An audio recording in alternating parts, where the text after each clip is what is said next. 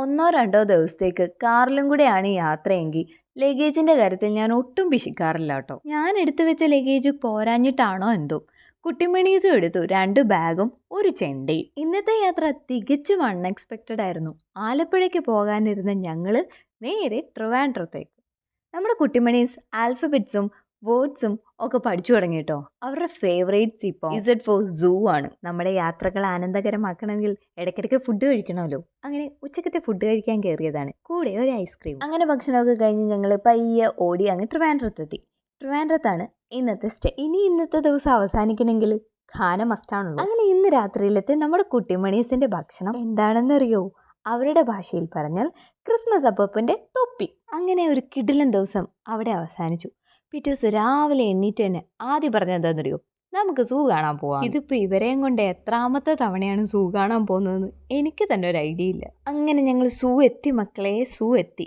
ഇനി ഈ നട്ടപ്പുറ വെയിലത്ത് ഇവരെയും കൊണ്ട് നടക്കണമല്ലോ എന്ന് ആലോചിച്ചിട്ടാണ് ഞങ്ങളുടെ നടത്തം. എന്നാൽ അവരാകട്ടെ ആദ്യമായി സൂവിൽ വരുന്ന അതേ എക്സൈറ്റ്മെൻറ്റോടു കൂടിയാണ് ഇപ്പോഴും അവരിതിനെ നോക്കിക്കാണുന്നത്. ഈ സൂവിലുള്ള ഒരു പക്ഷിമൃഗാദികളെയും വിടാതെ കാണണമെന്ന് എന്തോ നേർച്ചയെടുത്ത് വന്ന പോലെയാണ് രണ്ടുപേരുടെ ഓട്ടം. കുറേ നടന്നപ്പോഴത്തേക്ക് ക്ഷീണിച്ചെന്ന് തോന്നുന്നു.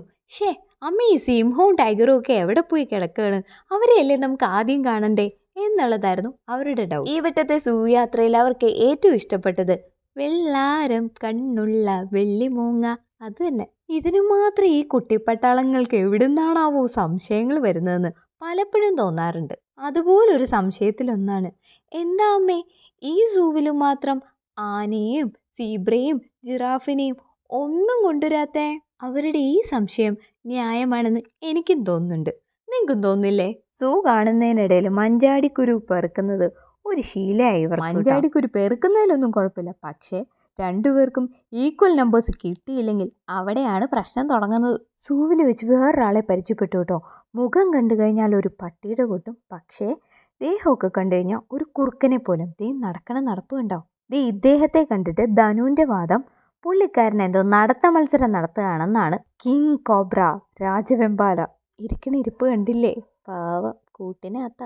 ഇതൊന്നും പോരാഞ്ഞിട്ട് വിഷു ആവുന്നതിന് 2 മാസം മുമ്പ് പൂത്തുലഞ്ഞു നിൽക്കുന്ന നമ്മുടെ കേരളത്തിൻ്റെ സ്വന്തം പുഷ്പം കണിക്കൊന്ന. കണിക്കൊന്നയുടെ ആ ഗമയോടുള്ള നിപ്പ് കണ്ടില്ലേ? പേടിക്കണ്ട ഉണ്ണി, വിഷുക്കണി സമയത്ത് ഞാൻ കാണില്ല എന്നല്ലേ ആ നിപ്പിൻ്റെ അർത്ഥം. അങ്ങനെ വിശേഷങ്ങൾ ഏറെയാണ്.